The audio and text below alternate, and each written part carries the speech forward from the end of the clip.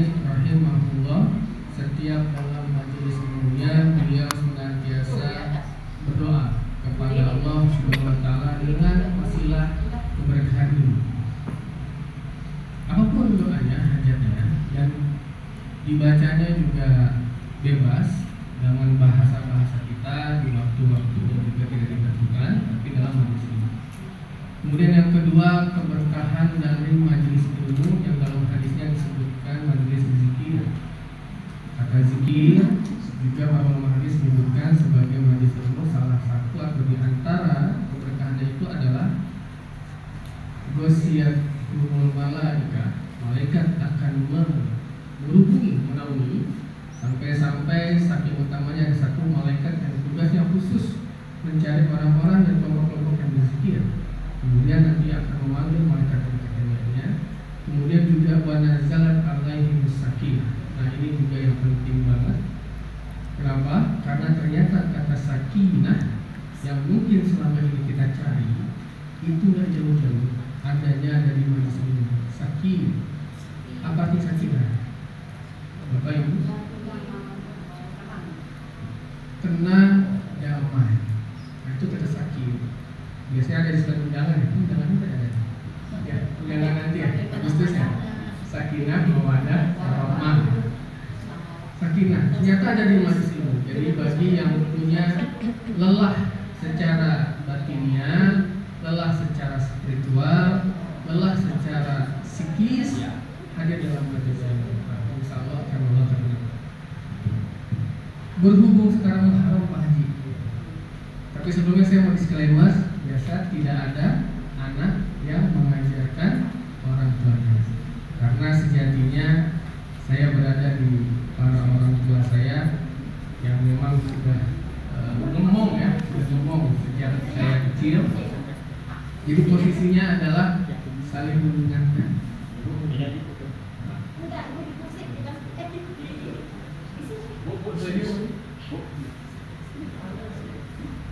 Iya ada.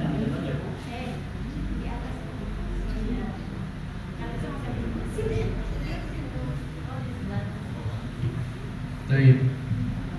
Allah. Jadi sekali lagi tidak ada anak yang mengajarkan orang tuanya, yang ada hanya mengingatkan saja kepada. Temanya simpel saja.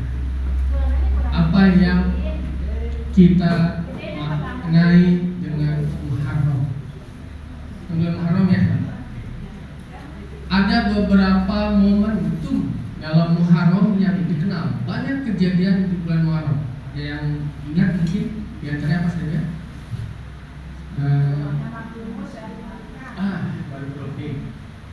Dikeluarkan yang Nabi siapa? Nabi Yunus alaihissalam dari percikan. Bukan dimuntahin, muntahin. Apa zikir yang dibaca? Ya Allah, keluarkanlah saya, itu nggak kira-kira? La ilaha illa anta subhanaka inni kuntu minaz zalimin. Bapak, Ibu, jamaah Allah, ternyata Nabi Yunus tidak minta dikeluarkan, tetapi bermunajat dengan zikir ini. Nggak ada kata ya Allah tolonglah hamba, nggak ada. La ilaha illa anta, segala puji bagi Engkau, subhanaka, maha suci Engkau, ini kuntu, sesungguhnya aku minaz zalimin. Pujian dan kesadaran penuh bahwasanya diri kita adalah hina. Dan ternyata zikir ini dalam satu kitab disebutkan dijadikan wasilah. Ada yang tahu siapa yang memindahkan kerajaan ratu di zaman Sulaiman, Ratu Bilqis, dipindahkan sekejap. Ada yang mengatakan di Madrid ya, ada riwayat yang lain itu mengatakan sosok tidak tapi tidak disebutkan apa. Nah, ada ulama yang menyebutkan salah satu wasilah yang digunakan adalah dalam memindahkannya bermunajat dengan kata-kata ya Hayyu ya Qayyum la ilaha illa anta subhanaka inni kuntu minaz zalimin. Allah. Ada lagi tiga. Dia banyak selain dari Nabi Yunus. Apa momentumnya? Nabi Ibrahim alaihissalam berkonflik. dibakar, kemudian secara fisika lost akal, betul? Tapi ternyata ada api yang tidak panas kan? Maka siapa yang berhak menjadikan itu mungkin bagi kehidupan kita? Hanya Allah. Saya memang mengalami beberapa konseling termasuk terapi kesehatan mental. Jadi ternyata banyak masalah yang disebabkan itu karena mindset. Ibu maaf Bapak, kita pernah ada datang ibu-ibu udah 30-an, bahkan 40 nya hipertiroid.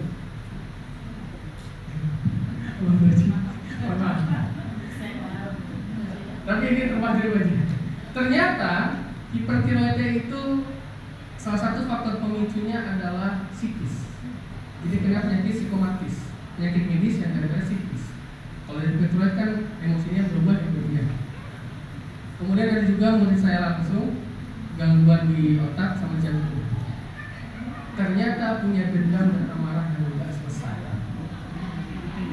Dan itu akhirnya setelah yang panjang memang setelah berikhtiar bersih gangguan otaknya, bersih jantungnya, yang tersisa kandungannya infeksi karena banyak simptom.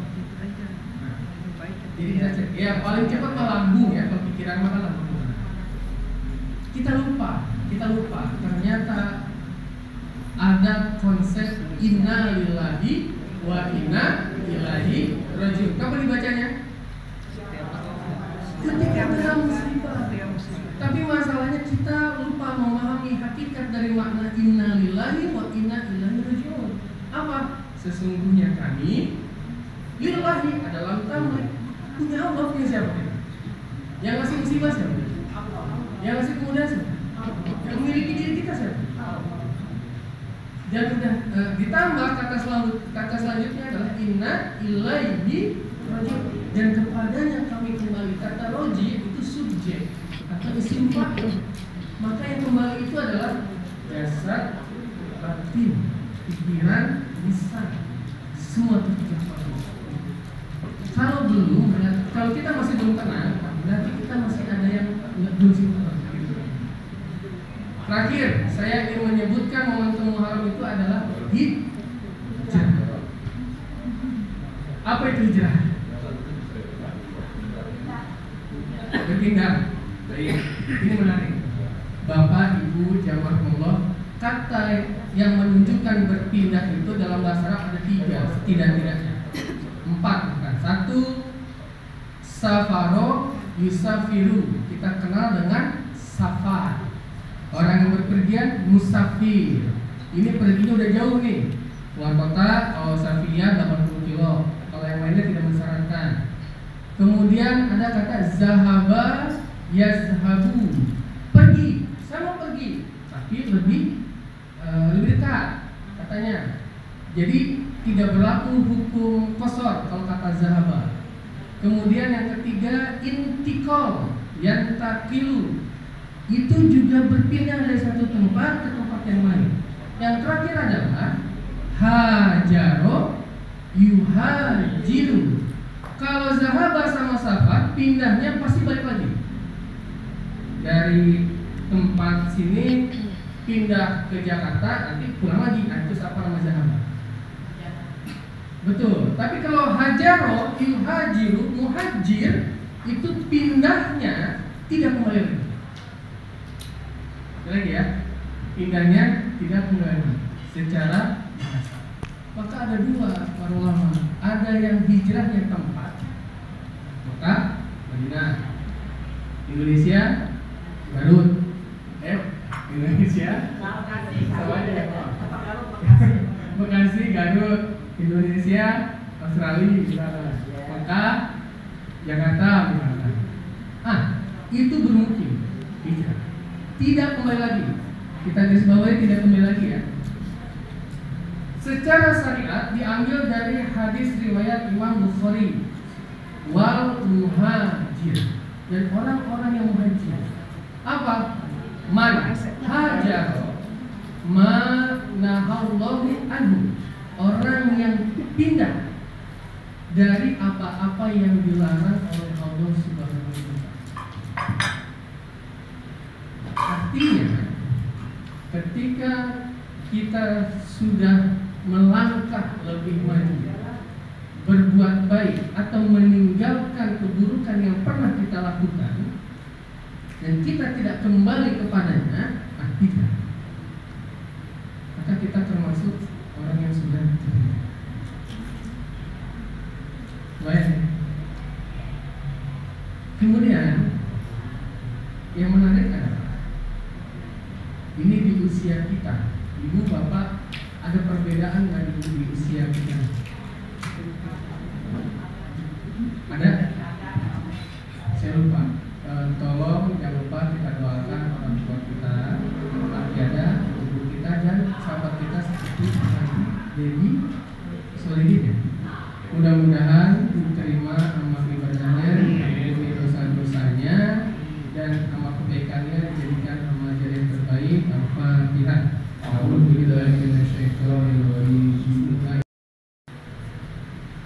Ini berarti kematian yang kedua. Sebelumnya saya takziah, sekarang mendengar lagi. Itu ada 3. Pak Haji sebenarnya tetangga yang di Granis, Pak Yanto sedang takziah ketiga. Maksud saya adalah kita tidak pernah tahu kapan bisa jadi, umur tidak menjadi jaminan. Hanya ada satu riwayat yang menyebutkan bahwa sebaik-baiknya orang beriman yang umurnya panjang, mantola umur, yang umurnya panjang dan berkah. Nah, ini yang menarik. Boleh nggak kita minta umur panjang? Boleh. Tapi jangan lupa gandengkan dengan keberkahan. Malah sebaliknya, ada hadis larangan meminta dipercepat datangnya kematian. La yatamanna, di depannya sudah menggunakan kata la yatamanna. Jangan berharap. Wala yad'u bihi, dan jangan berdoa. Min qabli an ya'tiyahu, sebelum dia datang. La yatamanna ahadakumul maut. La yatamanna ahadakumul maut. Jangan satu di antara kalian meminta kematian. Kenapa? Dalam hadisnya menarik. Karena kematian datangnya pasti. Kalau udah datang, ada yang bisa marah? Ibu pernah ngantri rumah sakit, ngantri loket, kalau loket PJS, ngantri di bank, atau yang zaman kuliah pernah ngantri sidang skripsi, atau kalau yang kebayang rasanya gimana orang saya gitu. Kita nggak tahu aja. Karena hadis itu di ujungnya adalah orang beriman adalah yang semakin bertambah umurnya, bertambah kebaikan. Oleh karena itu, Bapak Ibu Rasulullah, di momen hijrah itu ada hal yang mungkin perlu bersama-sama kita renungkan.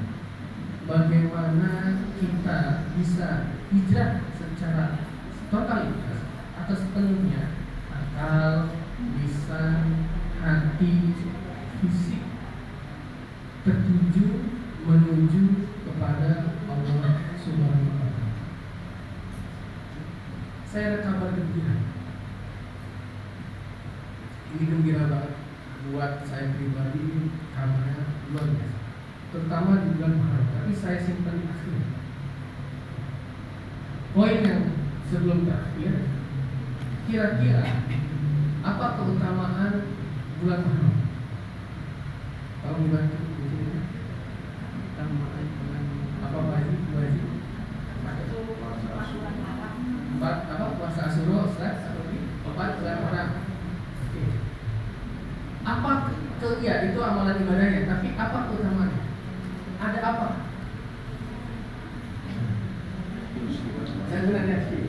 Santunan hati bisa baca salim. Ada 4 bulan haram kan?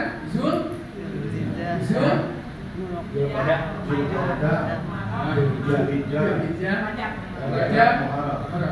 Muharram ini disebut satu. Disebut Muharram, disebut bulan Huruf karena dilarang berperang. Termasuk yang berperang untuk fatul, untuk futuhat, untuk menyebarkan Islam. Jangan berperang. Stop. Berperang saja tidak boleh. Maka para ulama mengisyaratkan berbuat buruk saja, yang sudah buruk itu dilarang. Ketika berbuat buruk di bulan Muharram, maka dilipat gandakan keburukan. Ketika berbuat baik amal saleh di bulan Muharram, dilipat gandakan kebaikan. Satu. Kedua, amalan yang sering dianjurkan itu adalah apa? Puasa. Dari bahasa Sanskerta upawasa. Bahasa Arabnya saum. Saum bahasa Sunda. Saum. Hadisnya apa? Muslim, banyak hadisnya, tapi saya senang yang ini. Afdolus syam, yang paling utama saum atau puasa ba'da Ramadan. Di bulan Ramadan, setelah bulan Ramadan adalah Muharram. Wa afdolus sholat ba'dal faridah, dan utama-utamanya sholat setelah faridah apa? Lail, tahajud. Subhanallah. Oleh karena itu para ulama mengisyaratkan dari tanggal 1 sampai tanggal 30 silakan berpuasa. Hadis lain menyebutkan tidak ada Rasulullah SAW berpuasa hampir setiap hari selain Ramadan itu di. Pertanyaan saya, apa pemaknaan kita tentang puasa? Kalau puasa hanya menahan haus dan lapar, itu kita sudah biasa. Tapi bagaimana kita menahan agar akal, hati, lisan, fisik, jasad, ruhiyah tidak melakukan yang Allah larang? Bagaimana kita menyelaraskan ketujuh kepada Allah? Itu. Maka ketika kita berpuasa ada dua yang saya senang sekali. Orang puasa ganjaran apa begini?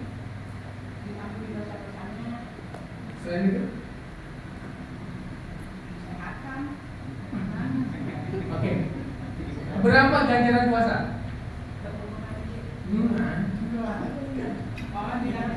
Nah, ganjaran puasa itu tidak pernah Allah sebutkan secara spesifik, tugas dan jelas. Tapi Allah sebutkan aku yang akan menjadi. Aku bangga. Coba. Yang kedua, doanya terijabah sampai dia berpuasa. Sampai dia berbuka. Pertanyaan saya, setiap di bulan Muharram itu ada sepertiga malam nggak? Yang tadi sholat maghrib. Ada ya? Hadisnya Allah turun ke langit terendah. Lalu apa yang Allah lakukan setelah turun ke langit terendah di sepertiga malam? Menebar rahmatnya, mengampunkan bagi barang siapa hambaku yang memohon kepadaku, dan mengampuni hambaku yang berdoa kepadaku. Allah Akbar. Ini ada hadis qudsi terkenal, panjang, dan ini kabar kemudian. Bapak Ibu jemaah Allah, siapa di antara kita yang dosanya sedikit?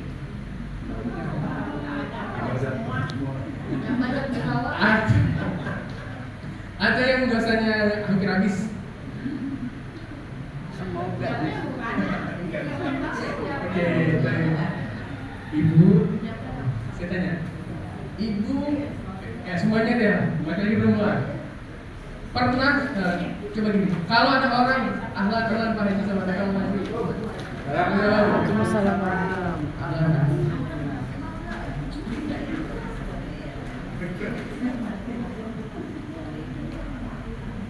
Kalau ada orang yang kita sayang banget sama orang tersebut,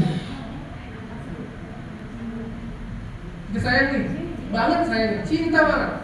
Kemudian orang itu melakukan kesalahan, minta ampun, kita maafkan nggak? Maafkan. Diulang, tergantung, udah ada tergantung.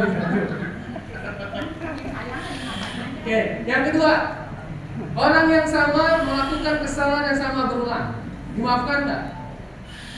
Setengah. Maafkan. Dilakukan lagi kesalahan yang sama, kita mau lagi, maafin nggak? Tidak, kasih sayang.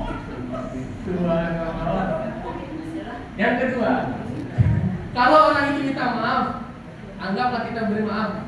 Kira kita bakal gini nggak? Yaudah saya maafin, kamu umroh ya sekalian.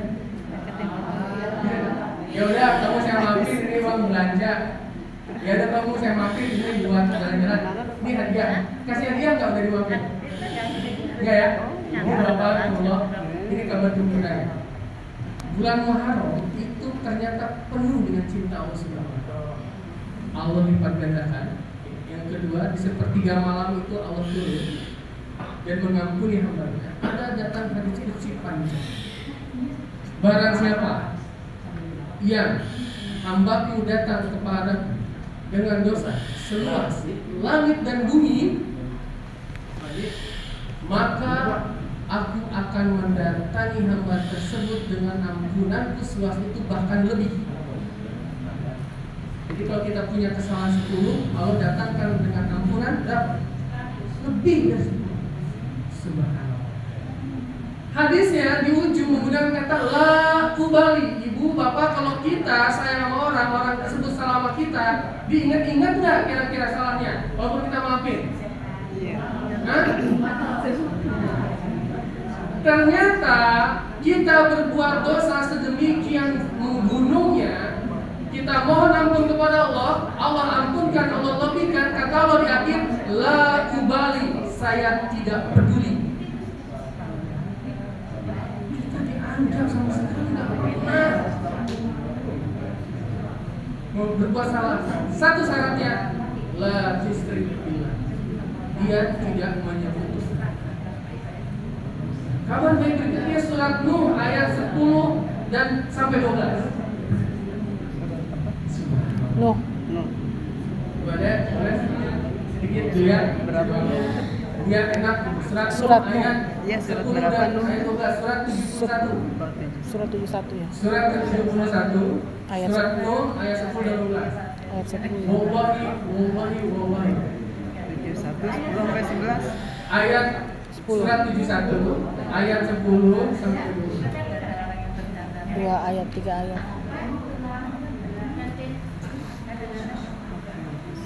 Surat 71. Allah turunkan rahmat, hujan. Allah berikan harta yang banyak dan anak. Allah berikan kebun yang subur. Bukan saja Allah ampuni dosa kita, tapi Allah berikan kenikmatan dunia dengan sebab istighfar. Kurang cinta apa lagi Allah? Dalam bahasa Arab menggunakan fi'il mudhari wa yaj'al, maka itu adalah satu kata kerja yang tidak pernah berhenti, terus menerus. Maka Allah tidak pernah berhenti memberikan kebaikan selama kita beristighfar. Allah. Bapak Ibu yang Allah, mumpung masih ada kesempatan, penutup, ada hal yang mungkin di kala fisik kita sudah mulai melemah, ada hal yang harus diingat. Saya waktu taziah yang kemarin itu, ada bapak suaminya sakit 2 tahun, ngedrop ginjal. Itu selama 2 tahun istrinya menemani, singkat cerita meninggal. Nah, suaminya di rumah sakit. Hanya yang menarik adalah ada 2 momen. Pertama, ini manusiawi. Di sela menjelang kritis, waktu lagi lemah, sebelum ICU apa namanya? Ruangan sebelum ICU itu, tapi yang udah dirawat. Istrinya mau begini. Dah, kenapa dah? Cantik enggak? Masih sayang sama masih. Bukan ngasah. Kenapa saya sampai tadi? Mindset. Dan ada kesabaran yang luar biasa dalam hal mendampingi selalu. Nah, yang kedua adalah istrinya mengabarkan, Ustaz, suami saya itu waktu meninggal, sebelum meninggal saya lihat itu peluhnya bercucuran sampai enggak ada apa tisu. Saya teringat dengan ibu, saya teringat satu hadis. Ada salah satu tanda yang husnul khotimah atau orang beriman itu adalah peluhnya bercucur atau ada peluh keringat. Dan ibu itu cerita, Ustaz semenjak sakit udah bilang, ya Allah, aku itu, ya Allah jadikan aku ridho, ya Allah ridho, ya Allah sabar. Apapun dihadapi, tapi kata ridho yang penting ada. Berobat, ikhtiar. Oleh karena itu, Bapak Ibu jemaah, mumpung masih ada kesempatan, mari kita sama-sama saling mengevaluasi diri dan mengampuni. Insya Allah Allah bersihkan semua. Nah, mudah-mudahan di bulan yang baik ini, bulan Muharram ini, kita Allah tingkatkan ibadah kita, Allah terima cinta kita, dan Allah ampuni dosa-dosa kita semua. Amin ya rabbal alamin. Sebelum itu saya izin boleh sebentar mau memberitahu Bapak Ibu jemaah, ini bukan jualan ya. Ini saya bawa buku. Jadi biasanya kalau saya keluar kota itu saya ngajar buku ini. Ini buku bahasa Arab. Ini punya Kiai Sohib Agus Sohib Beroni. Ini metode cepat dalam membaca Arab dulu. Tujuan beliau adalah bisa menghubungkan Al-Quran dan hadis. Orang baca Quran, baca hadis paham. Kalau camp itu biasanya sebulan, 5 bulan itu sampai 5 level. Biasanya saya kalau keluar kota itu sama manajemen liburan. Nah, kali ini saya akan ke Garut, tapi ada sedikit yang berbeda. Kenapa? Biasanya kita di IT. Saya mohon maaf, biaya camp ini mahal. Satu anak itu dikenakan sama sekolah 2,5 juta. Ibu ya. Kodarullah di Garut ini ada pesantren teman yang duafa. Saya tidak pilih untuk camp sekarang, tapi saya pilih ke Garut, Duararaja. Itu ngajar ini, semua biaya kita handle. Tapi ternyata kemarin ada kekurangan satu, bukunya santrinya belum kebeli. Maksud saya, mungkin barangkali ada bapak ibu yang membantu santrinya untuk memiliki buku ini. Ada 25 sanawiyah, 45 aliyah.